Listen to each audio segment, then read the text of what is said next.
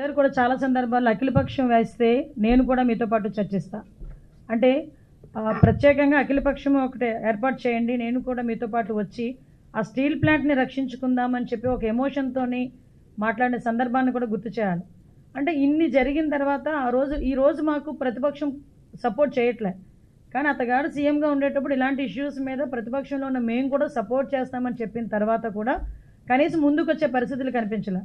ఇందాకే గౌరవ శ్రీనివాస్ గారు అన్నారు, ఈ స్టీల్ ప్లాంట్ విషయంలో కమిటీ ఏర్పాటు చేసి 3 మెన్ కమిటీ ఏర్పాటు చేశారు. 3 మెన్ కమిటీ కూడా అల్లాటప్ప కమిటీ ఏమీ కాదు. అలాగని వాళ్ళ స్టీల్ ప్లాంట్లో ఉన్న ఎంప్లాయీస్తో కమిటీ ఏర్పాటు చేయాలి. బయట స్టీల్ ప్లాంట్ కంపెనీలు, ఐ థింక్ బొకారో అనుకుంటా, ఆ కంపెనీ స్టీల్ ప్లాంట్కి సంబంధించిన ఒక 3 మెన్ కమిటీని ఏర్పాటు చేసి వాళ్ళు నివేదిక ఇచ్చిన తర్వాత అసలు ఎందుకు ఈ దుర్ఘటన జరిగింది, ఆ దుర్ఘటన జరగడానికి బాధ్యులు ఎవరు, వాళ్ళందరి మీద చర్యలు తీసుకోవడం ఒక ఎత్తు అయితే ఫర్దర్గా జరగకుండా చూసుకోవాల్సిన బాధ్యత. ఇక్కడ ఇంకొక విషయం మీకు గుర్తు చేయాలి.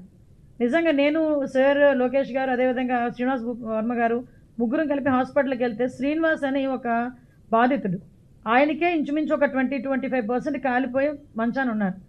అన్న ఎలా ఉందన్న అని అన్నీ మాట్లాడితే వెళ్ళిపోయే ముందు ఆయన ఒక మాట అన్నాడు, ఆయన స్టీల్ ప్లాంట్ని రక్షించండి అయ్యా.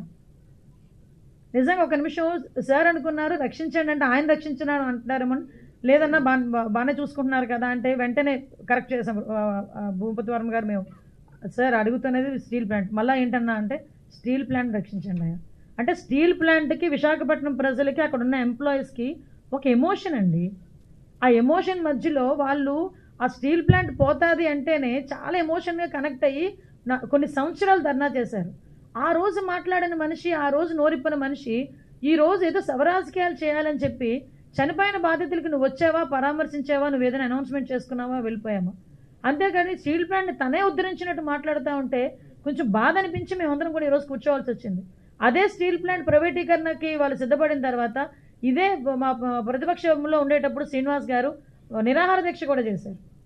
ఈ సందర్భాలన్నీ గుర్తు చేయాలి కాబట్టి గుర్తు చేస్తున్నాము ఒకసారి. యా.